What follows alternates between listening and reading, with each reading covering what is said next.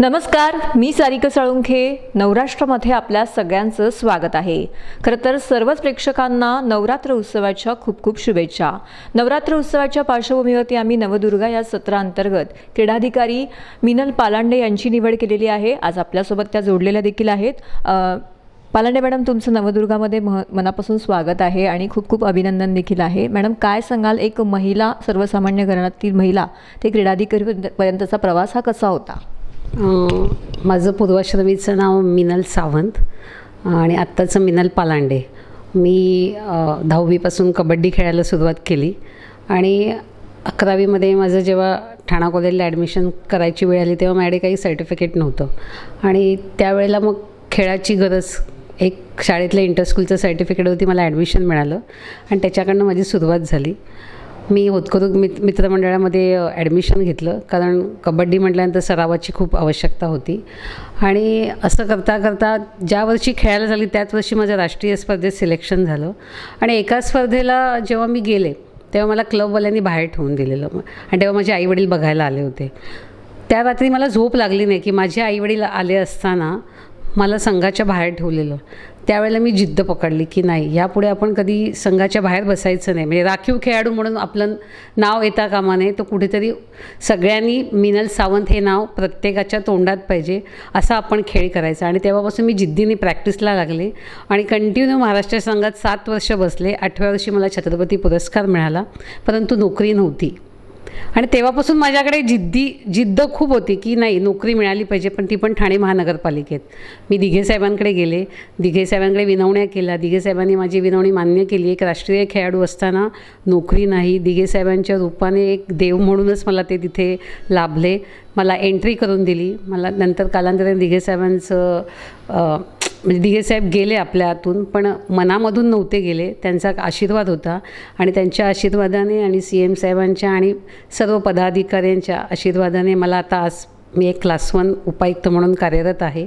माझी जिद्द, आईवडिलांचा आशीर्वाद, माझ्या पतीचे सहवास, अशा जिद्दीने आणि माझ्या संघाचा, माझे होतकरू मित्रमंडळ, त्याचे प्रशिक्षक आणि माझ्या सहकारी आणि तुमच्या सर्वांच्या आशीर्वादाने मी आज उपायुक्त पदावरती कार्यरत आहे. खरं तर खेळाडू म्हणून आलेल्या खेळातील अडचणी असू दे किंवा जीवनातील अडचणी असू दे त्यावरती तुम्ही मात केलीत. मात्र खऱ्या अर्थाने जेव्हा क्रीडाधिकारीचा प्रवास सुरू झाला तेव्हा इथे नेमक्या कुठल्या समस्यांना तुम्हाला सामोरं जावं लागलं आणि कशा प्रकारचं नेमकं वातावरण होतं? जेव्हा राजू साहेब होते तेव्हा मला ॲडिशनल चार्ज इथला मिळाला आणि जेव्हा मी इथे एंट्री केली तेव्हा अतिशय म्हणजे अवस्था खूप बेकार होती कार्यालयाची. इथे सगळे पोलीस लोक राहायचे, नंतर जे विस्थापित होते ते राहायचे. हे बघून म्हणजे मला असं वाटलं की आपल्याला कुठचा चार्ज दिला आहे. पण ज्या दिवशी मी आले त्या दिवशी मी मनाशी ठाम होते की नाही, आपण हे जे पांढरा हत्ती जो आहे तो सुधारल्याशिवाय आपण गप्प बसायचं नाही. आणि कालांतराने मी सगळे जे माझे प्रपोजल्स होते ते आयुक्तांकडे नेले. आयुक्तांचा एक विश्वास बसला आणि त्यांनी मला पूर्ण पाठिंबा दिला. मला जयस्वाल साहेबांचं नाव इथे आवर्जून घ्यावं लागेल की त्यांनी जो विश्वास दाखवला आणि त्याचबरोबर त्या काळामध्ये जे पदाधिकारी होते त्यांनी विश्वास दाखवल्यामुळे आज मी हे सर्व कायापालट केलं आहे. तुम्हाला एक आनंदाची गोष्ट सांगते की सगळं IPLच्या प्रॅक्टिस ज्या गेल्या वर्षी झाल्या त्या आपल्या स्टेडियमला झाल्या. म्हणजे सर्व जगातले सर्व खेळाडू, क्रिकेट प्लेयर आपल्या ठाण्यात खेळायला आले, हे माझ्यासाठी खूप महत्त्वाचं आहे. खरं तर इतर अधिकाऱ्यांना जे जमलं नाही ते तुम्ही करून दाखवलेलं आहे ठाणे शहरामध्ये. म्हणजे स्टेडियमची जी ओळख आहे ती पांढरा हत्ती, ती खऱ्या अर्थाने तुम्ही जी आहे ती या ठिकाणी जोपासून दाखवलेली आहे.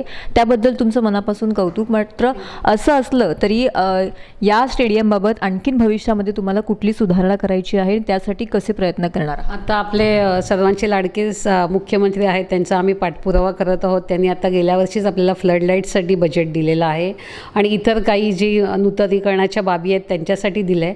आता आम्हाला जर आपल्याला IPLसाठी किंवा चांगल्या मॅचेस इथे घ्यायच्या असतील तर आसन व्यवस्था जी आहे, ज्या खुर्च्या नाही आहेत त्यांच्यासाठी पाठपुरावा करतो आहे. CM साहेबांनी आम्हाला आश्वासन दिले की ते त्याला देखील ते बजेट देणार आहेत आणि अजून काही असेल तर मला वाटतं अशी आशा आहे की त्या पूर्ण करतील आणि तुम्ही भविष्यात बघाल की दादोजी कोंडदेव एक जगाच्या पाठीवर आपलं नाव कोरेल.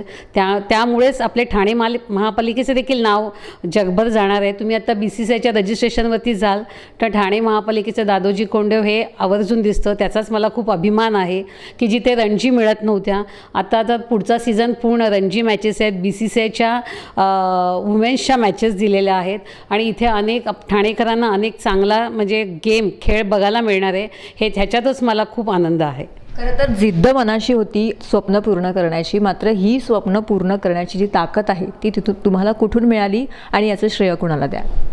ह्याचं मेन म्हणजे माझं पाठबळ आहे ते माझे आई-वडील आणि माझे पतिराज आणि माझे सगळं घरातले सर्व सासू सासरे आणि माझी भावंडं आणि थोरा मोठ्यांचे आशीर्वाद, दिघे साहेबांचा आशीर्वाद, CM साहेबांचा देखील खूप विश्वास मी संपादन केला आहे, त्यामुळे त्यांचा विश्वास आहे. आणि आपले जे पदाधिकारी आहेत, तुमच्यासारखे जे माझे कलिग्ज आहेत, माझे सहकारी म्हणजे ऑफिसमधले माझे जे सहकारी स्टाफ आहे त्यांच्यामुळे खरं म्हणजे मला खूप सपोर्ट मिळतो. माझ्यावरची त्यांचा विश्वास आणि त्यांच्यावर देखील माझा विश्वास आहे. मला कुठचीही न सांगता ती गोष्ट करत नाहीत.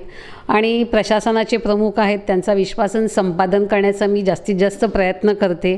आणि मला वाटतं सर्वांचा विश्वास, माझी मेहनत आणि जिद्द ह्याच्यामुळे मी ह्या कायापालट करू शकले आहे असं मला वाटतं. आणि आपल्या स्वामींचा आशीर्वाद आणि नवदुर्गा जे आपल्या म्हणजे तुम्ही म्हणता की नवदुर्गामधले देवीचा अवतार असतो. आणि देवीचा अवतार म्हटलं की जर समोरचा माणूस कसा असतो हे आपल्या लेडीजला प्रथम कळतं. त्यामुळे त्यांचा काही म्हणजे देवी मातेमुळेच आपण हे सगळं महिला हे सगळं करू शकतो. मला वाटतं की त्यामुळे हे शक्य झालेलं आहे. आणि असाच जर आशीर्वाद आला नक्कीच मी याचा अजून काही कायापालट करू शकते. खरं तर आता सर्वत्रच देवींचं पूजन होणार आहे. या देवीच्या चरणी एक महिला म्हणून तुम्ही काय प्रार्थना करा? देवी मातेला एवढंच सांग की असुरांचा नाश करावा, महिलांमध्ये अजून जास्तीत जास्त जिद्द निर्माण करावी आणि महिलांना सुखी, समृद्धी आणि आरोग्यदायी ठेवावं आणि सुरक्षित ठेवावं.